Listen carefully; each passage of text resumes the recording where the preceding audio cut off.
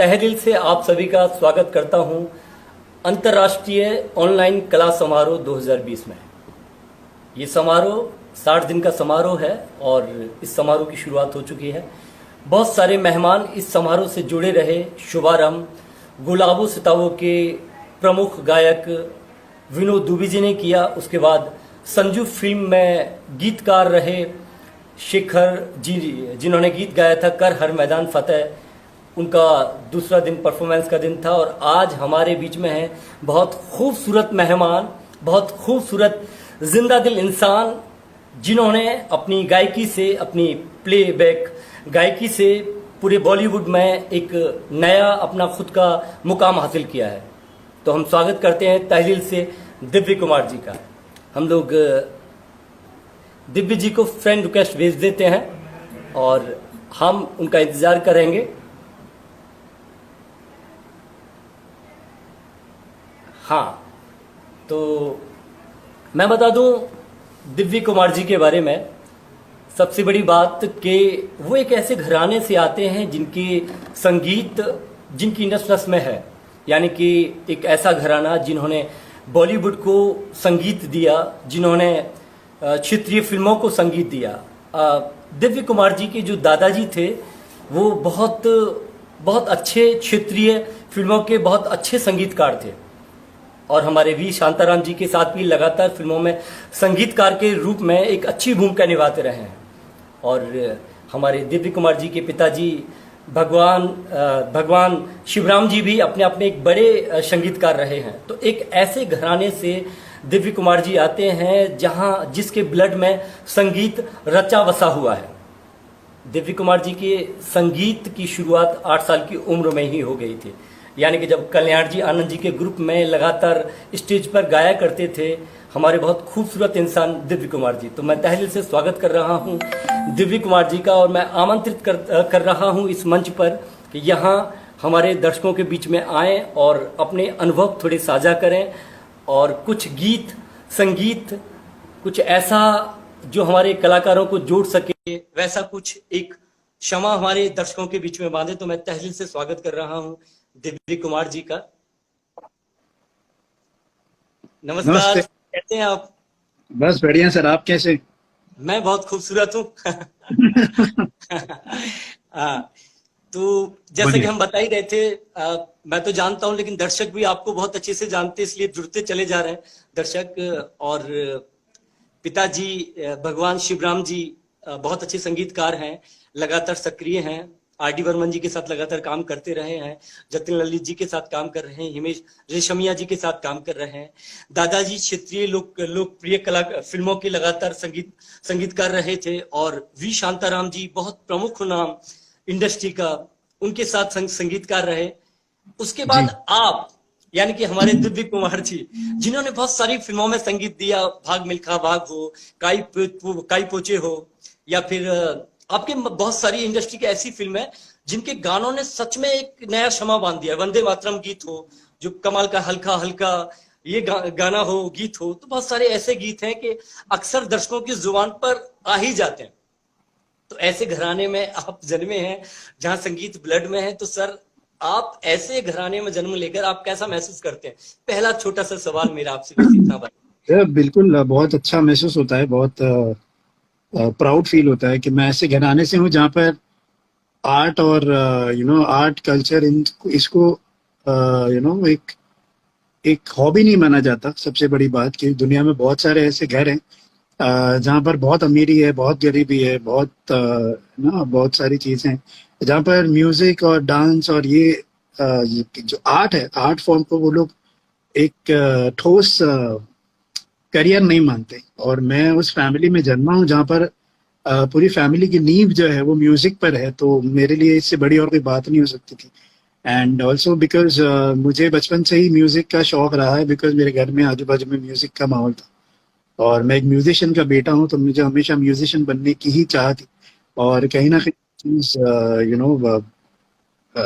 मैं कर पा रहा हूँ थोड़ा बहुत, तो मेरे लिए बहुत ही प्राउड वाली बात है। और आई एम रियली फॉर्चुनेट कि मैं इस फैमिली में पैदा हूँ। वाह, ग्रेट। एक और खास बात होती है कि जब हम ऐसी फैमिली से होते हैं जो जिसका फैमिली बैकग्राउंड बहुत स्ट्रांग हो किसी भी आर्ट में, वो कोई भी आर्ट हो सकती है, एक्टिंग हो, संगीत हो, या फिर हम लोग डांस की बात करें, घराने होते हैं, लखनऊ घराने, जयपुर घराना, तो बहुत सारे घराने होते हैं। तो कहीं ना कहीं एक प्राउड वाला या घमंड वाला एक फील होता है। बट मैं जब आपसे पहली बार मिला और आप एक नाटक देखने आए थे हमारा, और जिस सहजता के साथ आप मुझसे मिले थे, मुखातिब हुए थे, मुस्कुराहट आपकी मुझे अभी भी याद है। उसके बाद मैं एक बार और आपसे मिला, और हम्म। तब भी आप जिस जिस तरह से मिलते थे तो मुझे लगता था कि अरे यार, कि वो सच कहावत है कि जितना बड़ा पेड़ होता है उतना ही झुका हुआ होता है। तो वो अद्भुत व्यक्तित्व आप कहाँ अपने दादाजी के संस्कार या पापा जी के संस्कार, ऐसा क्या है जो इतना झुका हुआ महसूस महसूस कराता है सबके सामने? संस्कार भी है सर, और बहुत सारी चीजें देखकर सीखता है आदमी, बहुत सारे एक्सपीरियंसेस से सीखता है।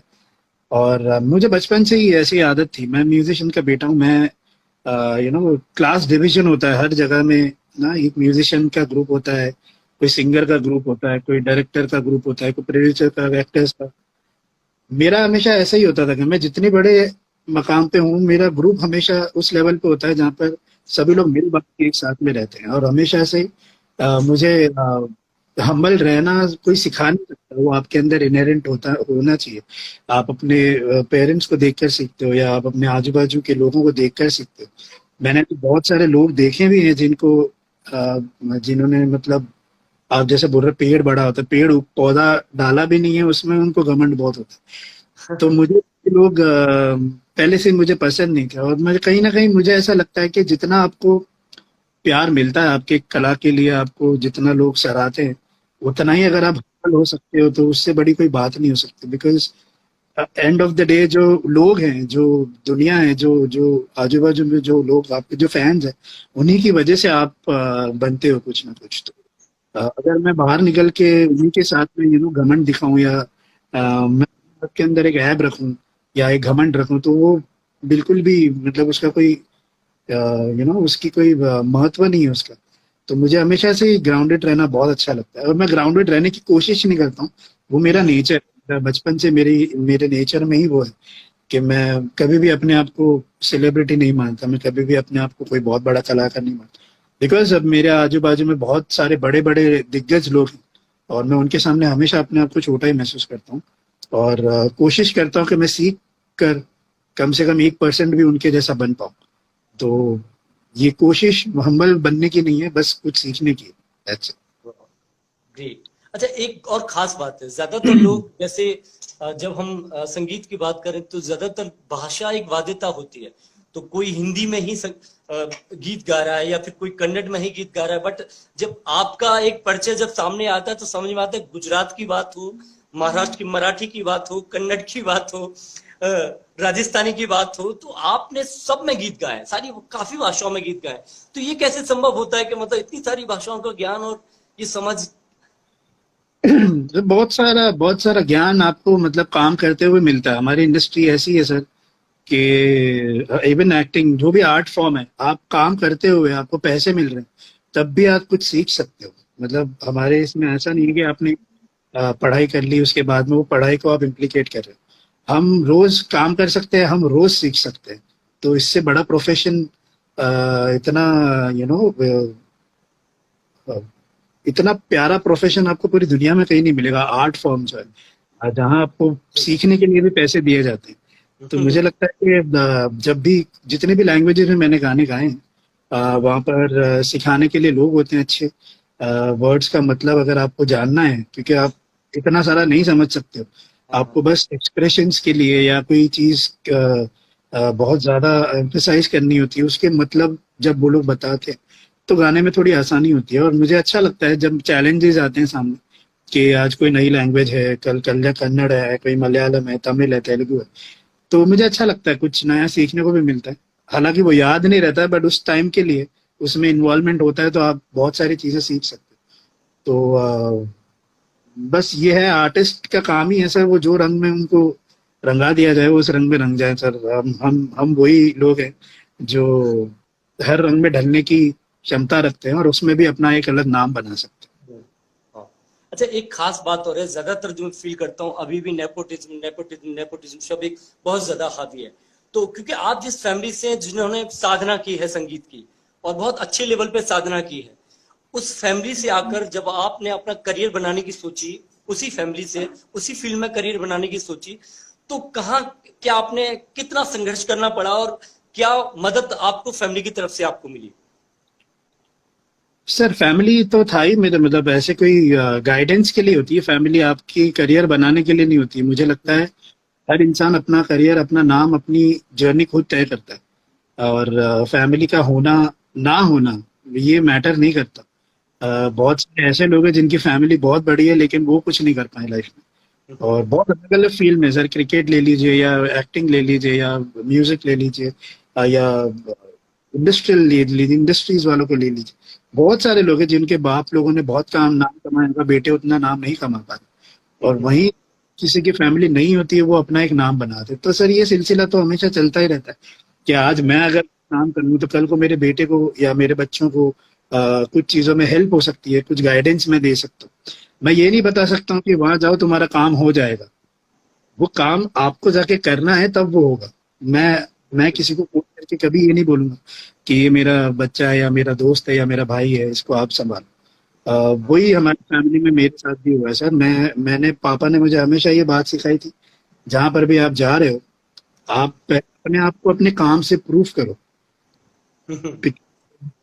मान ले कि हाँ आपके अंदर टैलेंट है, और उसके बाद जरूरत पड़े कोई पूछ ले कि कहाँ से हो, कहाँ सीखते हो, तब आप बताइए उनको, वरना कोई जरूरत नहीं है। चुपचाप अपना काम करें और चुपचाप वापस घर पर आ जाए, और अपने आप को पहले प्रूफ करने की ज्यादा जरूरत होती है, ना कि फैमिली बैकग्राउंड बनाने की, या कि मैं यहाँ से हूँ, मैं इनका हूँ, मैं वो हूँ। ये कभी काम नहीं आता। End of the day talent ही है जो। आपने प्रूफ किया है सर। वो जो गाने की बात करें, हवन कुंड वाला जो गाना है भाग मिल्खा भाग का, और जब हल्का हल्का की बात करते हैं या सुई धागा के गाने की बात करते हैं हम लोग, तो तीनों में अलग अलग वेरिएशन पाते हैं। तो अगर हुनर हुनर ना होता तो ये वेरिएशन ना होती। तो इसमें तो कोई डाउट नहीं है। हाँ, इसमें कोई जी डाउट सर। नहीं है। तो हमारी एक प्यारी सी ऑडियंस है, अनुपमा चौहान का फरमाइश आई कि एक गीत सुनाते हैं। हाँ उसको तो गाने की नहीं होता है। ठीक है सर, एक गाना मैं आपको सुनाता हूँ। जी जी जी।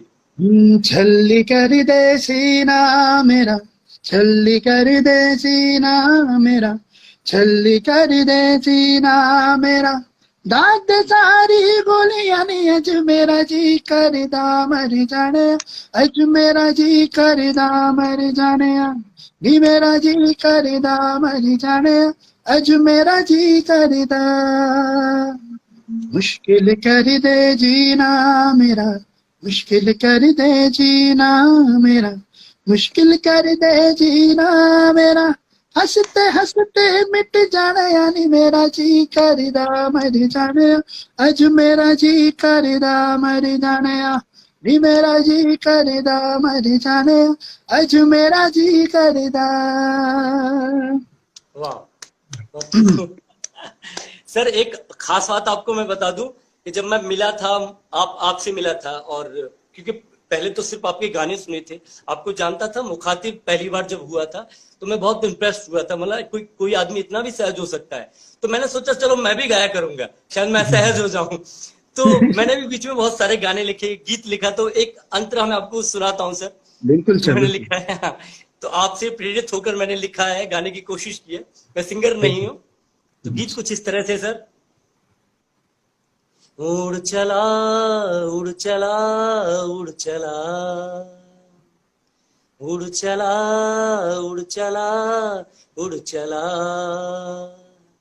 हवाओं के संग संग उड़ चला, घटाओं के संग संग बह चला, मन मेरा बावरा कुछ मुझसे कह चला, तुझ में नदियां पर्वत झरने जहां, तू खो जा, खो जा, खो जा बादलों में और छू ले आसमां, उड़ चला उड़ चला उड़ चला। तो इस तरह का एक गाना लिखा है। बहुत बढ़िया सर, बहुत अच्छी बात। तो मैं कोशिश करता रहता हूँ कुछ नई नई चीजें। बहुत बढ़िया सर, अच्छा लगा ये सुन के। जी जी जी। वो आपको देखा तो बड़ा अच्छा लगा था, तो मिला आपसे, फिर आपसे गाना भी सुना था मैंने लाइव, शायद आपको याद होगा।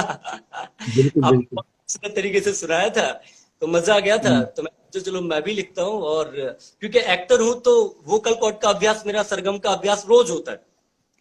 तो ओके। सरगम रोज हारमोनियम के साथ अभ्यास करता हूँ सुबह 6 बजे। योगा के साथ हमारा शुरू हो जाता है। बिल्कुल। इस सा स्वर सद गया है थोड़ा सा, मतलब कहाँ, मतलब आप जैसा तो हो ही नहीं सकता अभी, लेकिन वो थोड़ा सा सद गया है, तो पकड़ में थोड़ा सा आ गया है। हाँ। बिल्कुल बिल्कुल बिल्कुल। हाँ। तो मैं एक बात कह रहा था, एक और बात, कि आपने जब शुरुआत के पल, आपने कौन सी फिल्म से सबसे पहले शुरुआत की? कौन सी फिल्म थी आपकी पहली फिल्म, और कौन सा ऐसा गीत था जो सबसे पहले आपने बॉलीवुड के लिए गाया था? तो प्लीज थोड़ा सा बताएंगे, वो क्या सबसे घटना थी जो पहला आपने पहला? हम्म, पहला गीत सर, एक फिल्म थी, एक छोटी सी फिल्म थी, टूटिया दिल एक नामक फिल्म थी, जिसमें बहुत नए लोग थे। और मेरे एक दोस्त हैं गुलराज सिंह, उनका एक पहला एज ए कंपोजर वो पहली फिल्म कर रहे थे। और जो शंकर एहसान लॉय और रहमान सर के साथ में बहुत काम कर चुके हैं, और उनके साथ में काम करते हैं, म्यूजिक प्रोग्रामर है बहुत अच्छे। तो उनके लिए मैंने एक गाना गाया था, जिसका नाम था अलख निरंजन। बहुत ही कमाल का गाना है। हम्म, और उस गाने की वजह से मुझे मेरा पहला बड़ा ब्रेक मिला था इशक ज़ादे में, जो अमित त्रिवेदी सर का म्यूजिक था जिसमें। और इसलिए वो गाना मेरे लिए बहुत इंपॉर्टेंट है, क्योंकि उस गाने की वजह से मैं कहीं पहुंच पाया। वो और 2012 की बात है। 2012 2012। की बात। हाँ। जी। यस। उधर वो एक गाना था मेरा, जहाँ पर पहला मेरा ब्रेक बॉलीवुड में अगर देखें तो टूटिया दिल फिल्म में था। वाह, ग्रेट। सर एक खास बात और, हालांकि हर माँ बाप को जिस तरह अपने सारे बच्चे पसंद होते हैं, वैसे ही आपके सारे गाने बहुत खूबसूरत हैं, आपको सारे पसंद होंगे, लेकिन कोई ऐसा गाना जो आपके बेहद दिल के करीब आप पाते हो? बहुत सारे गाने थे, मैं किसी एक को चूज नहीं करता, बिकॉज एक गाने ने मुझे दूसरे की तरफ मुझे पहुंचाया है। तो कहीं ना कहीं हर काम आपका, हर एक एक काम आपको किसी को पसंद आता है, उस काम की वजह से आपको आगे कहीं और मौका मिलता है। तो एक इसमें डिफरेंशिएट कर ही नहीं सकते हैं कुछ भी। लेकिन फिर भी अगर देखा जाए तो इंडस्ट्री के अंदर रिकग्निशन जिस गाने ने मुझे दी, ऐसे तीन गाने हैं जो मुझे पसंद है। एक तो इशक ज़ादे है, जो बहुत मेरे दिल के करीब है। और हवा देंगे, जी करदा, ये गाने हैं जिन्होंने मुझे विद इन इंडस्ट्री बहुत रिकग्निशन दिया। और बाहर लोगों में भी बहुत मतलब कुछ लोग जानने लगे कि मेरी आवाज इस इंडस्ट्री में है। तो ऐसे कुछ गाने हैं जो मुझे बहुत मेरे दिल के करीब है। बाकी डिफरेंशिएट मैं किसी के साथ भी नहीं कर सकता। वाह, क्या बात है। वही बात है कि माँ बाप को तो सारे बच्चे पसंद होते हैं, अपना बच्चा, बिल्कुल सर। सारे बच्चे प्यारे होते हैं। तो बहुत अच्छी बात है सर।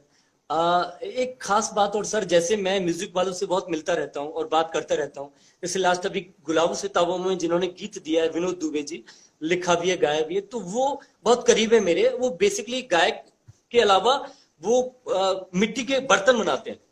अच्छा। तो मिट्टी से संगीत उपजा उनके अंदर, वो लोक गायक, वो गाते रहते थे, मिट्टी के बर्तन बनाते रहते थे। तो फर्स्ट पहले दिन हमने उन्हीं से शुरुआत की थी अपने इस प्रोग्राम की, जो अभी कारवा लगातार चल रहा है। तो ओके। मैंने, वो बोले कि जब वो मिट्टी से बर्तन बनाते हैं तो वो मेडिटेशन में चले जाते हैं जब वो गीत गा रहे होते हैं, तो कहीं ना कहीं वो भगवान से बहुत ज्यादा कनेक्ट हो जाते हैं। तो सारे संगीतकार, सारे गीतकार कहीं ना कहीं कनेक्ट उन्हीं से होते हैं, और मुझे लगता है कभी कभी उन्हीं की उपासना करने के लिए, उनकी इबादत करने के लिए ही वो सब गाते हैं। तो आप उस बिल्कुल। समय क्या फील करते हैं सर, कैसा महसूस होता है जब आप गीत गाते हैं? कंसंट्रेशन ही है सर, कंसंट्रेशन, मेडिटेशन बहुत इम्पोर्टेंट होता है कि आप उस गाने के साथ रहे और उसके उसके अंदर खो जाए। जब तक आप उसके गाने को आप अपना नहीं बना सकते, तब तक आप उसको गा नहीं सकते हो। जिस तरीके से मतलब कंपोजर है या लिरिसिस्ट है, उनको जिस तरीके से सुनना है वो गाना, जब तक आप वो डिलीवर नहीं कर पाओगे, तब तक, जब तक आप कनेक्ट नहीं कर पाओगे गाने से, तब तक आप गा नहीं पाओगे। तो बहुत इंपॉर्टेंट है सर। और बोला जाता है, पुराने जमाने रफी साहब बोलते थे कि गाना गाना एक पहलवानी का काम होता है।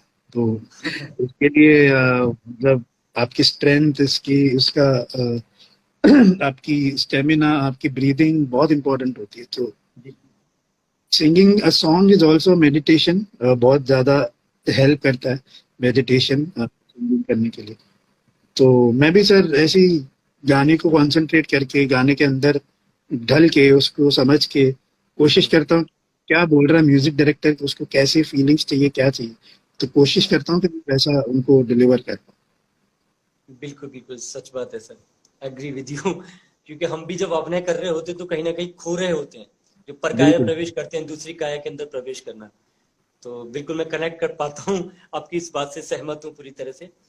एक क्योंकि जो मैं बातें कर रहा हूँ सर बहुत औपचारिक बातें हैं, मतलब ऐसा नहीं कि मैं कोई प्लान करके आपसे सवाल जवाब, कोई प्लान नहीं है। नहीं सर, सिर्फ बिल्कुल आपसे बिल्कुल। मिलना था, हाँ, आपसे रूबरू होना था, अपने दर्शकों को आपको दिखाना था, और आपकी कुछ हम्म, धुनें उनको, आपके गीत उनको कुछ सुनाने थे। तो जी। ऐसा प्लान मेरा नहीं था कि मैं आपका इंटरव्यू लूंगा, ना ही मैं आपका इंटरव्यू ले सकता हूँ। नहीं सर, ये तो तो बातचीत, ये इंटरव्यू क्या होता है सर, बातचीत ही होती है और कुछ नहीं जी होता। जी जी, एक बिल्कुल नहीं, दूसरे से मैंने बात। सच में सर बिल्कुल सोच के ऐसा कुछ नहीं किया था। मेरा ये था कि बस मैं, क्योंकि मुझे पता है आपके बारे में, ज्यादातर लोगों को आपके बारे में पता है। आजकल गूगल इतना आ चुका है कि सारी डिटेलिंग भी है, लेकिन आप सामने रूबरू हो, वो सबसे बड़ी बात होती है। हर आदमी बिल्कुल गूगल बिल्कुल। पर सर्च करके देख लेता है, ज्यादातर इंटरव्यू में जो पूछा जाता है वो गूगल पर ऑलरेडी पहले से ही होता है। तो मैं बिल्कुल इसीलिए मेडिटेशन की बात कर रहा था, क्योंकि इस तरह के सवाल बहुत कम इंटरव्यू में आते हैं कि बिल्कुल आप बिल्कुल। किस तरह कनेक्ट होते हैं। तो इसीलिए मेरा वो ऐसा सवाल था। जी तो जी हम जी। चाहेंगे कि अपने दर्शकों को कुछ दो चार गाने आप सुना दें, क्योंकि आई नो आपका वक्त बहुत कीमती है और 7:30 बजे नहीं आपको निकलना भी है। हाँ, बस कुछ दोस्त भी हैं मेरे यहाँ पर। Hello everyone. तो बहुत सारे लोगों ने रिक्वेस्ट भेजी है, दो गाने मैं सुनाता हूँ आपको। एक, दोनों जी मेरे फेवरेट है। जी। जाऊं रे मैं तर जाऊं, तर तर जाऊं, दरिया ये तर जाऊं जी, इश्क ये पाके मैं तेरा निखर जाऊं रे पिया, बस तेरी मैं हो छू लूं तो फिर मैं, सुन साथिया माहिया, बरसा दे इश्का की स्याहियाँ।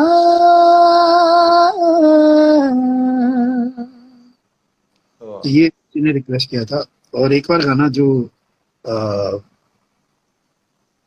मैं बहुत ही दिल के करीब है मेरे, और ये मैं सबके लिए सुना रहा हूँ। जीना जीना जीना रे उड़ा भुला, मैं तेरी चुनरिया लहराए, जीना जीना रे उड़ा गुलाल, मैं तेरी चुनरिया लहराए, रंग तेरी प्रीत का, रंग तेरी रीत का, रंग तेरी जीत का है लाई लाई लाई, रंग तेरी प्रीत का, रंग तेरी रीत का, मैं तेरी चुनरिया लहराए, जब जब मुझ पे उठा सवार, मैं तेरी चुनरिया लहराए, जीना जीना रे उड़ा बुलाए, मैं तेरी चुनरिया लहराए। वाह, जी। बहुत जबरदस्त सर, बहुत सारे दर्शक जुड़े हुए हैं, सबका बहुत बहुत धन्यवाद, जितने भी लोग जुड़े हुए हैं। और थैंक यू अगले very much, question. Thank you. मैं सबको हाय बोल दूं एक बार। जी जी जी। सभी लोगों को थैंक यू वेरी मच, जितने भी लोग आए, मेरे भाई लोग भी आए, मेरे दोस्त भी हैं सारे, सब लोग को मेरी तरफ से hi, and God bless you. Thank you very much sir मुझे बुलाने के लिए। अरे और सर, जब भी हमारा मन सौभाग्य करे कि आप आपको। आए। मैं थैंक चाहता यू हूँ वेरी। अपने दर्शकों को कोई आखिरी मैसेज दे दें, और आई नो आपका वक्त कीमती है तो मैं ज्यादा वक्त नहीं लूंगा। सर वक्त तो सबका ही कीमती है, मैं बस ये बोलना चाहता हूँ कि अ, सोच से पॉजिटिव रहें और हेल्थ से नेगेटिव रहें, और अपना काम करते रहें और मेहनत करते रहें, और ऊपर वाला आपके देख रहा है, और कभी ये मत सोचना कि मेरे साथ कुछ अच्छा नहीं हो रहा है, कुछ अच्छा नहीं हो रहा है। ऊपर वाला बस ये कोशिश करता है, ये देखता है कि आप कितनी कोशिश कर रहे हो, कितने ज्यादा कोशिश कर रहे हो, उसके हिसाब से वो आपको हर चीज देता है। तो सोच हमेशा पॉजिटिव रखें, और God bless you all and thank you very much मेरे साथ थोड़ा सा टाइम स्पेंड करने के लिए। Thank you very much. आपके लिए और सारे दर्शकों के लिए आभार, ढेर सारा आभार। आप आए सर, बहुत अच्छा लगा। अभी विदा लेते हैं हम, और thank you very thank you sir. Much again. Thank you. नमस्कार, जय हिंद। Thank you. जय हिंद। Bye bye. Sir, bye bye bye bye sir, bye bye bye. तो थैंक यू वेरी मच हमारे सारे दर्शकों को। हमारे बहुत खूबसूरत इंसान, बहुत प्यारे इंसान दिव्य कुमार जी हमारे बीच में थे, और जो म्यूजिक की खान है, जिन्होंने सच में बॉलीवुड को एक नई दिशा या नया साज या कहें नया राग संगीत में दिया है। तो ऐसे व्यक्तित्व को, ऐसे व्यक्ति को मैं नमन करता हूं, और आप लोगों से मैं भी विदा लेता हूं। आपका साथी Dev Faujdar. Thank you very much. Bye.